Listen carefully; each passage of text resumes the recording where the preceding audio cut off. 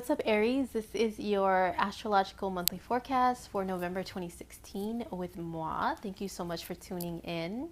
Don't forget that this is for anyone born under the sun, moon, or rising sign in the sign of Aries. And also don't forget that you guys are made of more than one sign. I know you're all about Team Aries. Woo, we're the best. But hey, guess what? You have a whole chart to look at, and you also have a moon sign and a rising sign that just may be different from Aries. If you're curious about that, I put a link in the description box to a website that you can go to check out your birth chart and see what other energies make up you as a unique person.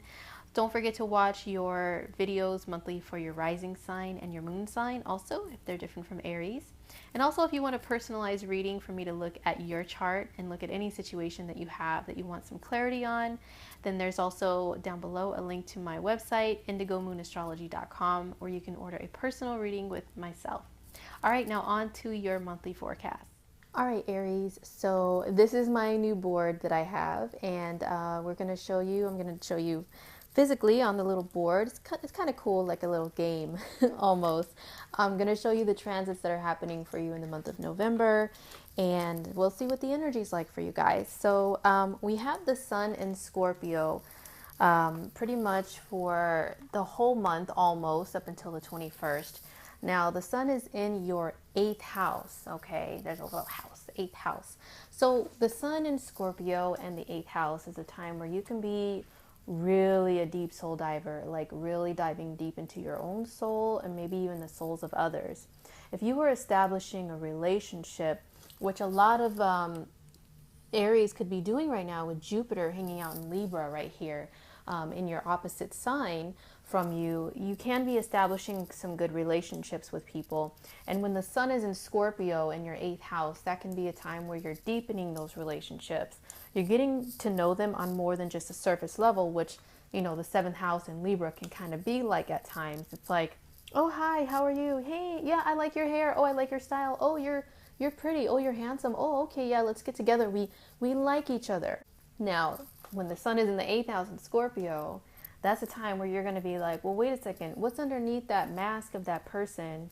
What's underneath the surface? You know, you're really going to want to get to know them on a deep level, like who they really are underneath all of the facades, all of the, you know, the image that they put out there of themselves purposely. It's like, who are you really?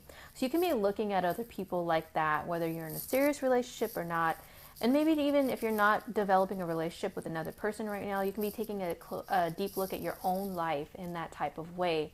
The 8th house in Scorpio also deals with things like taxes and insurance, inheritances, maybe even a will or things like that. So you can be kind of concerned with things like that. Or if you have developed a relationship with someone that's more on a serious level, or you already are in one, the time when the sun is here in Scorpio in the 8th house, that can be a time where you are discussing those things with that person, like joint finances, a will, getting a joint bank account if you don't already have one, or maybe even insurance, and filing taxes together, things like that on that type of level. So that is the sun. It's in Scorpio till the 21st.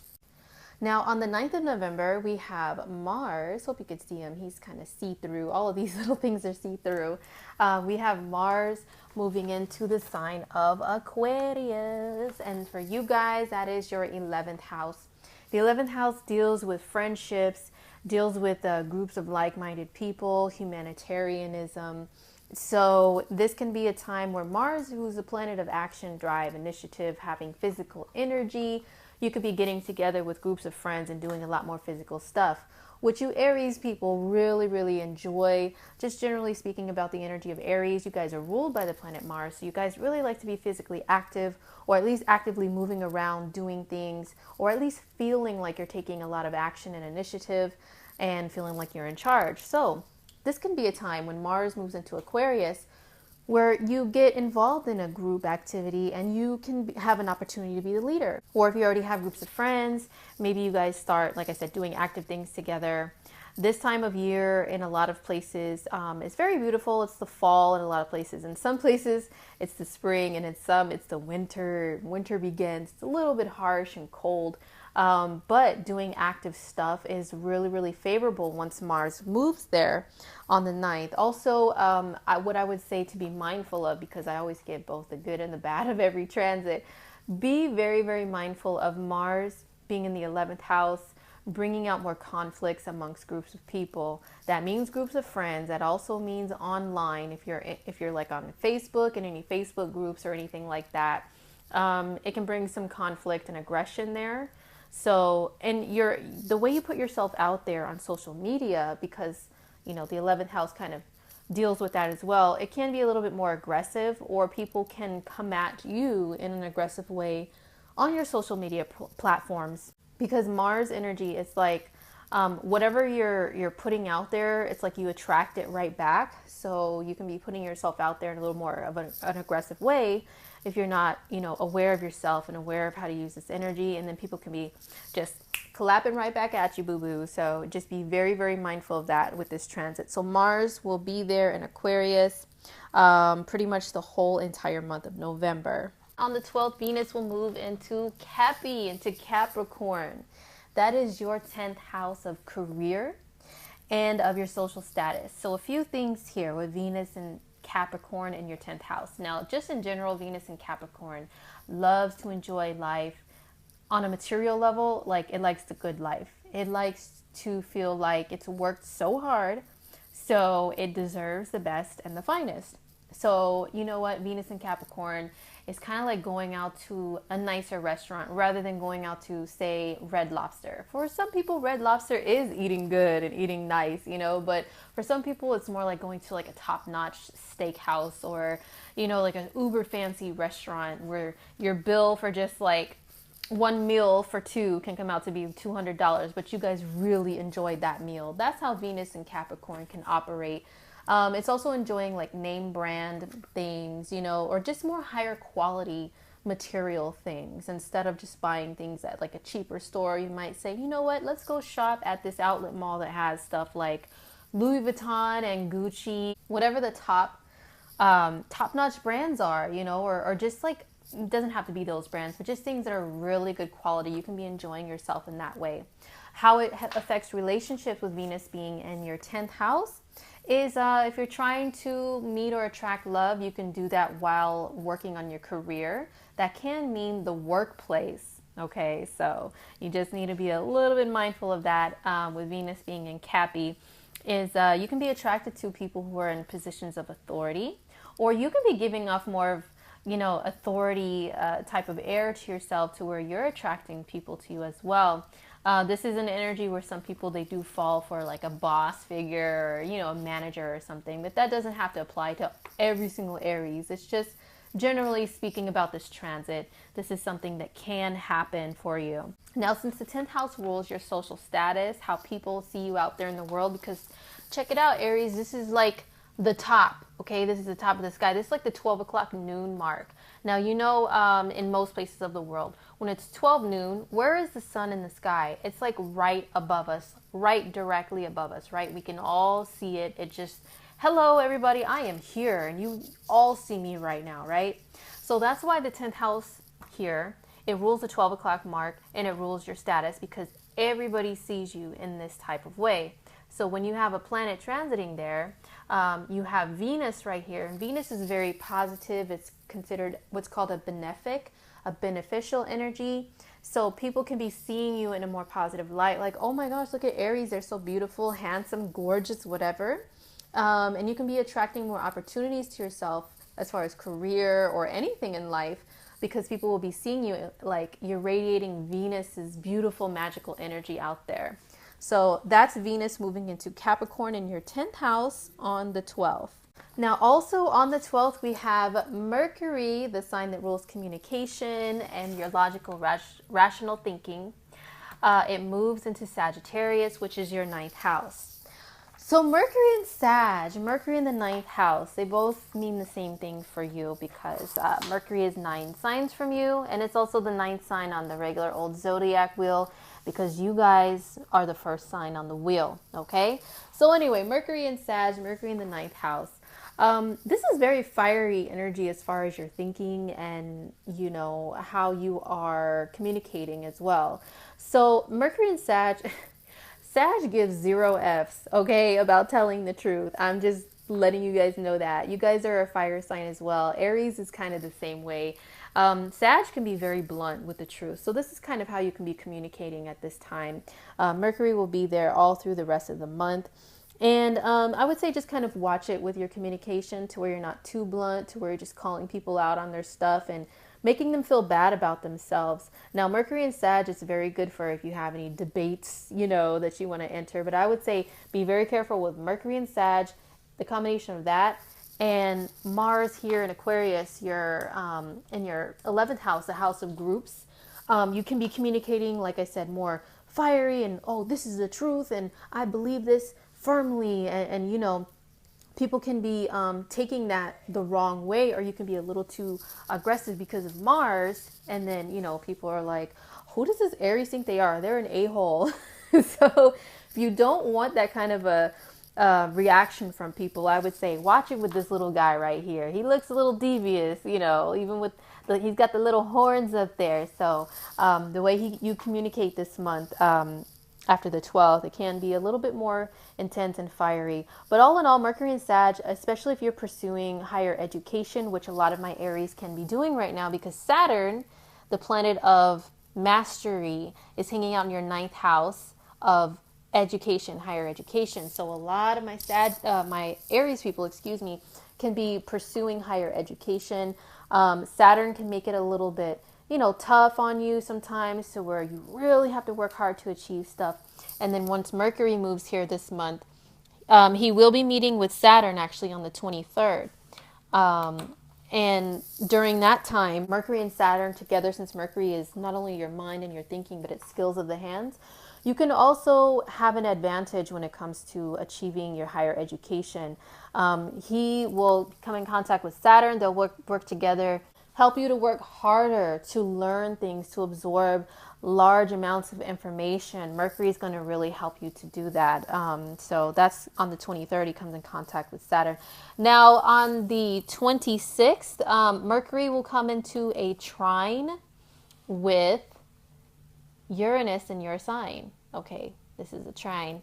This is a very positive aspect.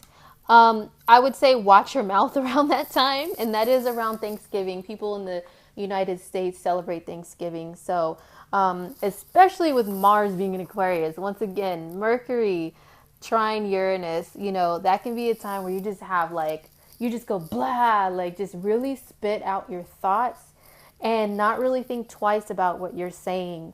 Until later on, then you'll be like, oh, I shouldn't have said that. Saturn being here in the mix as well will help to keep that in check a little bit. So, you know, it won't be too out of control for you guys. But I would still say around the week of the 26th of November, just kind of watch your thinking and watch your mouth. But Mercury trine Uranus is a really good energy for you as far as coming up with some really genius ideas. And then Saturn in the mix will help you to put those to work, put them into action, and not just say, oh, this is a great idea for this moment, and then it just goes away. No, Saturn be like, hey, all right, guys, I hear you talking about this stuff, but what are we going to do? Are we going to put this to work? Are we going to get it organized? What are we going to do?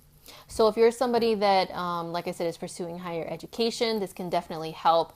Or it doesn't have to be that. It can be like you're training for something that has to do with a job or career or some sort of goal.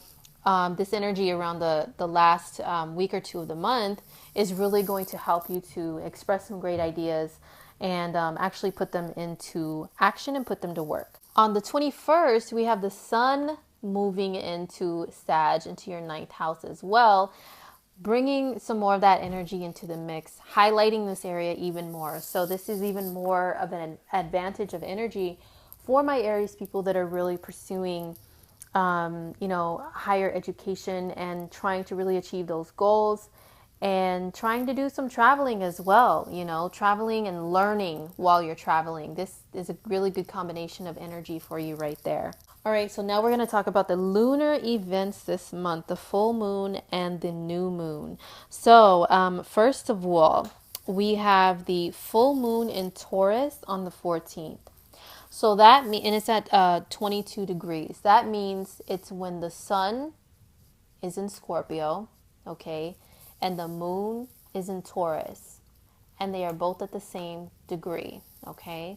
So they're opposite each other. So that means it affects both houses, both the 8th and the 2nd house for you guys. So full moons bring things to a head. They bring things to a final decision. It's like that, it's opposition here, okay? So it's like opposing. It's like the sun is up here like, hey, I'm dealing with this area. The moon is like, no, we need to deal with this. No, we need to do that. No, we need to do this. And it's like this back and forth. That's what it creates, the intensity that makes things kind of come to a breaking point when there's a full moon. That's why the energy is so intense around that time for everyone. So for you guys, it's dealing with your 2nd house, which is your earned income that you earn, and the 8th house, which is money that you may get from other people or other sources. I would say that this can bring a final decision, especially if you're in a relationship. Hey, the 7th house, Jupiter may have brought that to you. A final decision in regards to money in some sort of way. A final decision about, are you guys going to join your finances together? Or are you spending too much money on, resources or wants versus needs? That's highlighted always with the 2nd house as well. Wants versus needs, because the 2nd house deals with the material world, and then the 8th house is like more of a spiritual bond and, coming together as two people that are on the same level, on a deep level. This full moon can also bring a new job for some of my Aries people, because this is the earned income house that you earn from you working hard, okay? And then that can bring a new beginning as far as your joint finances that you share. Maybe you start earning more money, and then your partner up here is like, okay, cool. Now we can come together on some things and start working on them. Joining forces together to achieve things financially. This can mean that maybe you have to let go of a job. And then the 8th house is also a house of like dependency, depending upon other people for money. So maybe you might have to depend upon a partner for a little while. And, if this happens, it's not always a bad thing. This may be, like I said, just for a little while that you may have to depend on this partner for support, or maybe have to, file for unemployment or file for some sort of supplemental income of some sort. But that doesn't always apply to all Aries, okay? That can happen to some of you, but for some of you, like I said, it could be good news, a brand new job. Especially because Venus is up here in the 10th house. It makes me feel like this can be a positive thing. Like you're seen in such a positive light up here when it has to do with career, then maybe you get a raise. And then your partner's like, yay, we have more money together now. Or, you get a good job, you get a raise or whatever. And it's like, okay, now I can let go of having to receive unemployment or having to depend upon another person for money, or, I can let go of maybe like depending upon a partner for income or family or what have you. So that is the full moon on the 14th in the sign of Taurus. So on the 29th, we have a new moon in the sign of Sagittarius. That means the sun and moon are together in the same sign and same degree. This is going to be at 7 degrees Sag. For you guys, this is your 9th house, travel, higher education, and feeling optimistic and going after your higher goals. So new moon means a new beginning, brand new start here, okay? So maybe you guys begin college, begin some sort of form of higher education, start going to a trade school. Maybe you guys complete something that has to do with college, but usually this is a brand new beginning, is the new moon. Maybe you guys decide to, just pursue some higher, greater opportunity. That can mean traveling a long distance, traveling the world, going on some sort of world tour, or, even just like, it can be something on just a lower level if not everybody can afford to go on a world tour, or a tour of another country like Europe or something like that, or a tour of the US, this can mean just planning a trip. You decide, you know what, I want to go on an adventure, Mercury's up here. I want to go on an adventure, so I'm going to plan this trip, a long distance trip of some sort. But definitely it's going to cause a new beginning in that area of life for you. So either travel or higher education, or maybe pursuing a new goal, or just, you know, having a more optimistic view of life, letting go of some, because Sag energy always says, oh, I don't like negative Nancy's. I don't like people that are always so negative all the time. So maybe you let go of some sort of negative ideals that you had in the past with this new moon as well. So that's on the 29th. All right, Aries, that was it for your November forecast. I hope it was helpful for you guys. Hope you're able to see, you know, very clearly my board. If not, then I apologize, and I will figure out how to make it more clear next month. But I was really excited to finally use it. So I hope this was insightful for you. And also, don't forget to subscribe if you want your monthly forecast from me every single month. And if you would like a personal reading, my website is down below, which is indigomoonAstrology.com. All right, well, take care of yourselves. I'll see you guys in December. We're almost done with 2016. Peace.